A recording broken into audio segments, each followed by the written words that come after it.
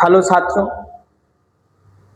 मैं उम्मीद करता हूं कि आप सभी लोग बहुत मस्त झकास बिंदास होंगे। आज कड़वक का पद 1 लेके आए हैं। इससे पहले हम कवि का परिचय देख चुके हैं। नेक्स्ट वीडियो में आप देख लीजिएगा। आज हम समझते पद 1 के माध्यम से हमारे मलिक मोहम्मद जैसी जी क्या बताना चाहते हैं। तो आप वीडियो में बने रहिएगा अंत तक। आइए लेके चलते हैं। पहले कविता को पढ़ के सुनाते हैं आप लोग को, बड़ी मजा आएगा साथ में, ठीक है। कह रहा, एक नैन कवि मोहम्मद गुनी, सोई भी मोह जय कवि सुनी। चांद जैसन जग विधि अवतारा, दीन कलंक की न उजियारा। जग सूझा एक ही नैना, उवा सुख असनख तन माहा। जौलही अम्बही डाब न होई, तौलही सुगंध बसाई न सोई। किन समुद्र पानी सौखारा, तौअतु भाऊ असुझ अपारा। जौलही घरई कलंक ना पारा, काच होई नहीं कंचन कारा। एक नैन जस दर्पण और ते ही निर्मल भाऊ, सब रूपवत गही मुख जवही कई चाऊ। आइए साथियों, अब हम एक एक करके इस कविता का अर्थ हम समझते हैं। तो सबसे पहला है, एक नैन कवि मोहम्मद गुनी।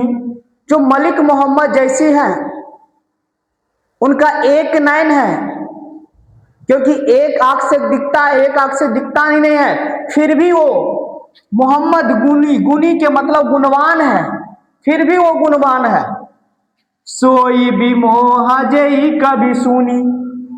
सोई के मतलब वही जो मलिक मोहम्मद जैसे जी के कविता को सुनते हैं।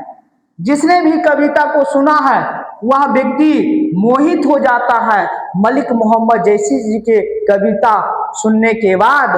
आगे कह रहा है, चांद जैसन जग विधि अवतारा, दीन कलंक कीने उजियारा। कह रहा है, चांद जैसन, जैसा, जग के मतलब होता है संसार, और विधि के मतलब होता है ईश्वर, और अवतारा के मतलब होता है जन्म दिया। क्योंकि इस चांद को भी जो ईश्वर ने जन्म दिया है उसमें भी दाग है। कह रहा, दीन कलंक कीन उजियारा, कलंक उसमें भी दाग है, लेकिन वह चंद्रमा अपनी प्रकाश से अपने दाग को मिटाए हुए साथियों। तो कहीं ना कहीं आपको समझ में आ गया होगा कि चांद जैसन जग विधि अवतारा, चांद जैसन जग संसार विधि को ईश्वर ने रचा है और जन्म दिया है, और फिर भी उस चंद्रमा में भी कलंक है, लेकिन वह अपने दाग को इस प्रकाश से उजाला किया हुआ है। जग सूझा एक ही नैना, उवा सुख असनख तन माहा। मतलब कवि जी के कहीं ना कहीं एक नैन है, लेकिन पूरे जग को, पूरे संसार को एक नैन से देखते हैं। जिस प्रकार से उवा सुख असनख्तन महा, मतलब पूरे नक्षत्रों के बीच एक शुक्र तारा होती है, ठीक उसी प्रकार से इस पूरे संसार के अंतर्गत में कवि मलिक मोहम्मद जैसी जी के एक नैन है, और वो पूरे संसार को देखते हैं एक नैन के माध्यम से। सोचिए साथियों, अगला कह रहा है कि जौलही अमही डाब ना होई। जब तक आम में डाब नहीं आता है, मांजरी नहीं आती है, जब तक तौलही सुगंध बसाई न सोई। जब तक वह आम में सुगंध नहीं आता है साथियों, तो कहीं ना कहीं कि जब तक आम में डाब या मांजर नहीं आता है तब तक उसमें कोई खुशबू नहीं आती है। कह रहा है कि समुद्र पानी जो खारा, पूरे समुद्र का जो पानी है खारा है। इस संसार में जितने भी समुद्र का पानी है वो खारा है।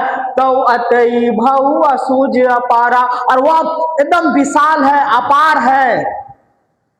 क्योंकि उसकी तुलना नहीं की जा सकती है। जो लही घरई कलंक ना पारा, जो लही घड़ी, घड़ी के मतलब घड़िया होता है जिसमें सोना जो जो सोनार होते हैं वो कोयले की आग को सुलगा कर उसमें सोने को तपा कर खारा बनाया जाता है, उसको तपाया जाता है, उसको गलाया जाता है, तब जाकर उसका एक कीमत होती है, उस सोने का कीमत बनता है साथियों। ठीक उसी प्रकार से मनुष्य के जीवन में भी तपना पड़ता है, तभी उसका कीमत होता है।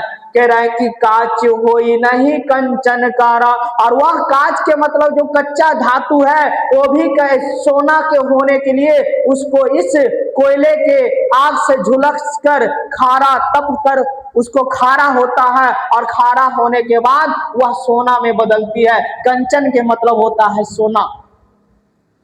क्योंकि हमारे जीवन में भी संघर्ष, तकलीफ, दुख, परेशानी, इन सभी को झेलते हुए अपने लक्ष्य को जब प्राप्त करते हैं तभी हमारा सफलता मिलती है साथियों। उसके बाद कह रहा एक नयन जैसे दर्पण और ते ही निर्मल भाऊ।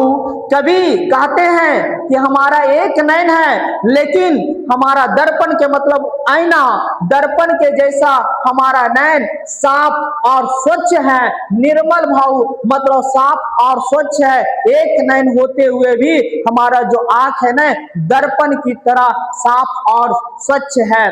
सब रूपवत गही मुख जो वही कई चाऊ। इस संसार में जितने भी रूपवान व्यक्ति है, रूपवत गही मुख वही गई कई चाऊ, मतलब जितने भी संसार में रूपवान व्यक्ति है सभी हमारे गुणगान करते हैं साथियों। तो कहीं न कहीं ये हमारे मलिक मोहम्मद जैसी के द्वारा लिखा गया कविता था, और इस कविता का हमने पद 1 को जाना था। आप लोग इसका पद नेक्स्ट हम वीडियो में बना देंगे। आप लोग कमेंट जरूर कीजिएगा, अगर समझ में आता तो ठीक है, नहीं तो और आपको बेहतरीन तरीके से समझाया जाएगा। जय हिंद साथियों।